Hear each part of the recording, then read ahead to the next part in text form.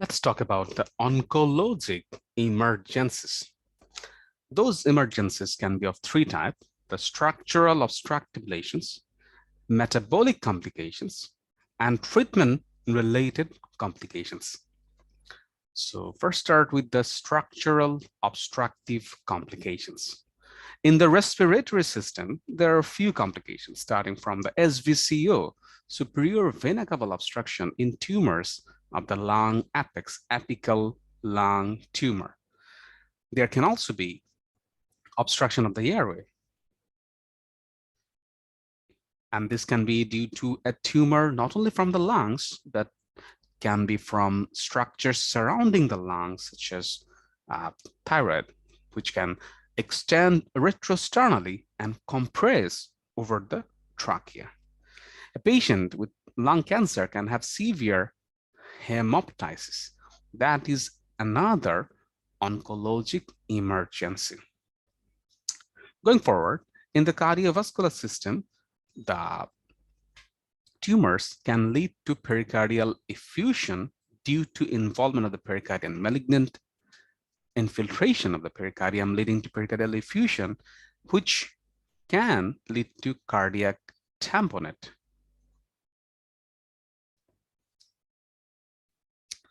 Going down, in the intestinal system, the tumors can lead to acute intestinal obstruction. In the hepatobiliary system, tumors can infiltrate and can cause obstruction of the bile duct, especially the common bile duct, so malignant biliary obstruction. And this is commonly due to a cholangiocarcinoma or a periampullary carcinoma, such as carcinoma head of the pancreas, leading to a malignant biliary obstruction.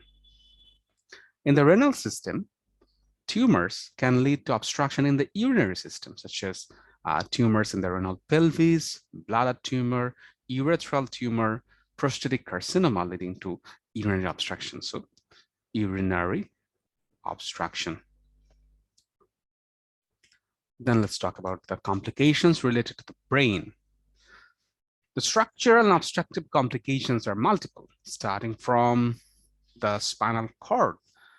If there is malignancy inside the spinal cord, malignancy in the vertebra, metastasis in the vertebra, that can lead to compression directly or compression from fractures. So spinal cord compression is a classic oncologic emergency, spinal cord compression. What are the other CNS manifestations? Patients with primary CNS tumor or metastasis can have a high or raised ICP, and that increases the risk of coning or herniation. Usually herniation of the uncus, herniation of the cerebellar tonsil.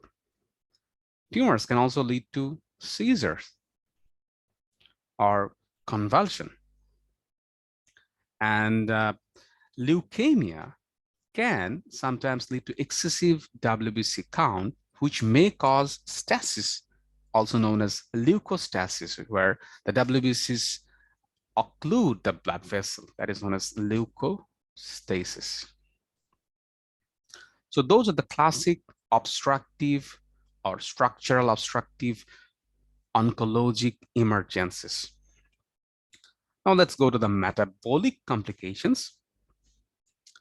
Patients with lung cancer, especially squamous cell carcinoma, patients with renal carcinoma can have PTH-RP, which can lead to hypercalcemia, and that's an emergency. Patients with lung cancer may have SIADH due to production of excessive amount of ADH, and that leads to hyponatremia. Patients may also have hypoglycemia, and cancers infiltrating the adrenal gland can lead to hypoadrenalism or Addison syndrome or Addison disease. There are some treatment-related complications, such as tumor lysis syndrome, and this happens after giving chemotherapy to a very aggressive tumor. That leads to release of different electrolytes and intracellular contents. And the typical problems are hyperkalemia, hyperphosphatemia, and hypocalcemia, hyperuricemia. And the hyperuricemia may lead to renal stone formation and treated by giving hydration. The patient can also have hemolytic uremic syndrome. Patients with leukemia or aplastic anemia may have neutropenia and neutropenic sepsis.